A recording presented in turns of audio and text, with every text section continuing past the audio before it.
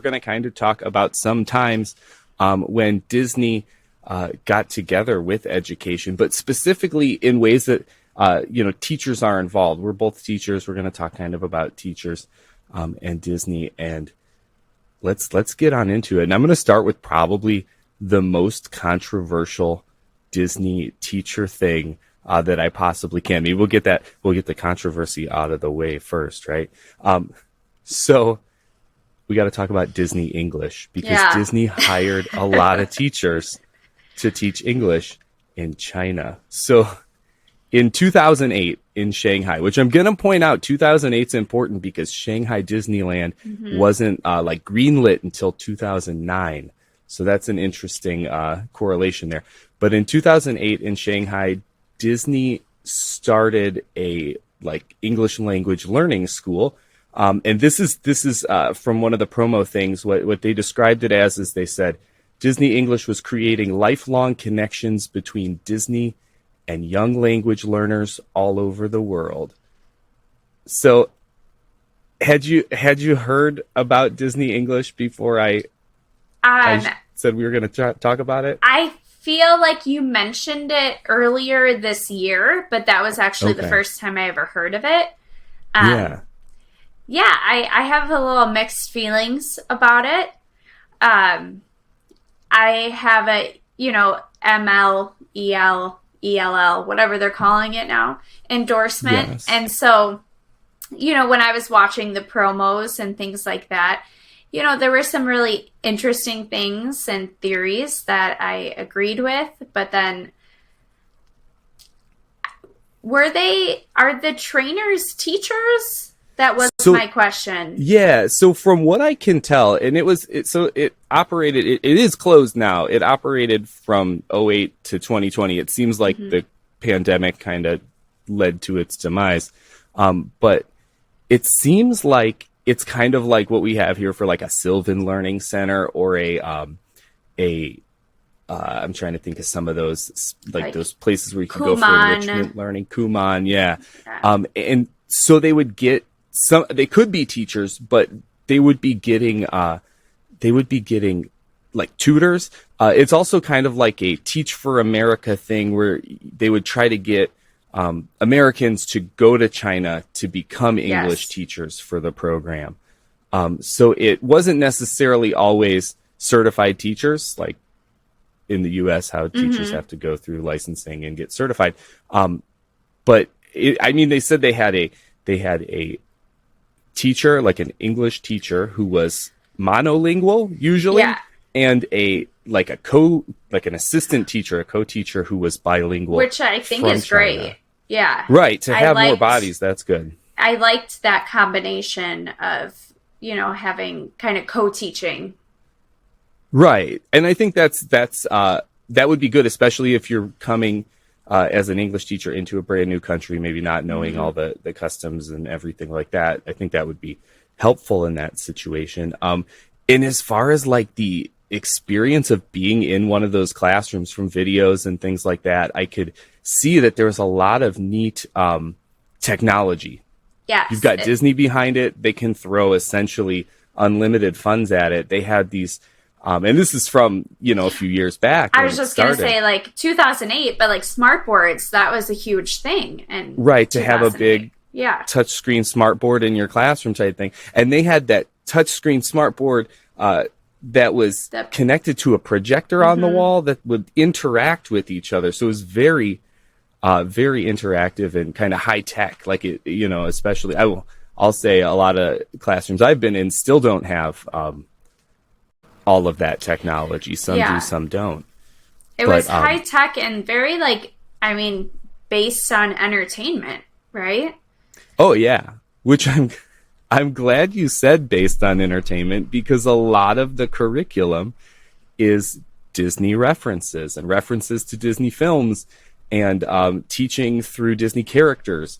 And they say teaching through storytelling, which storytelling is a great way to teach. But what do you think about using the Disney characters to teach? Now, honestly, I might do this sometimes in my own classes, but I'm not being paid by them. You know what? I think it's so smart in the fact of, my soon-to-be 2-year-old son can tell me who Buzz is, Buzz Lightyear. He can recognize the Muppet Babies. I think those are things that are just so universal, and just kind of like how children can recognize logos at an early age. Well, they recognize these Disney characters, and, it does connect them immediately to learning. It kind of brings them into it. So in that aspect, yes. Yeah. But, it always, you kind of wonder, too, because they're selling this program. Right. Yeah. They're selling this program, and they're also selling products and merchandise and new movies that are coming out in this country. And this is as Shanghai Disneyland is being built, and kind of for a while after it had been built, it does make you wonder, were they just priming the market for the arrival of Shanghai Disneyland? Absolutely. Yes. So that's where I think our controversy comes in. And it's kind of like this is a weird question, but like, our ads, is it an ad in the classroom? Is it an advertisement in these English classrooms to have the Disney characters? Like, it works, but yes. Yeah. Right. I would say so. And it's like, I love Disney, and like I said, I've used Disney references in my own teaching and things like that. But of course, at the end of the day, they're not picking up the tab for my job. You know what I mean? They're not the ones that's by my choice to make a Toy Story reference or something like that. Where in this case, it was definitely part of the curriculum. And even like when I watch the promo videos and such, like just watching the trainers, as they call the teachers, like dressed, they look like a cast member, at a Disney park. Which I was kind of like, it looks like I'm in a Disney store. Yeah, it does have a very Disney store vibe in some of those. And I'll have to put links to some of those videos we're talking about in the show notes so people could see that promo too. But it does have that very Disney store vibe. Even the outside of the building. Oh yeah, it's kind of eye-opening in that way, that it in a way is a store. They're selling this English education, but it is with the Disney spin. So yeah, I don't know too, like, like there's pluses and minuses, but I think overall it seems a little sketchy. That's how I felt about it. Like, it's very shoved down the throat there, Yes, and as someone who does shove Disney down my throat on the daily, I even still thought it was a little too much. Right? Okay. Right? So I'm with you there. So my opinion won't be like, I'm not going to be banished from this podcast forever. No.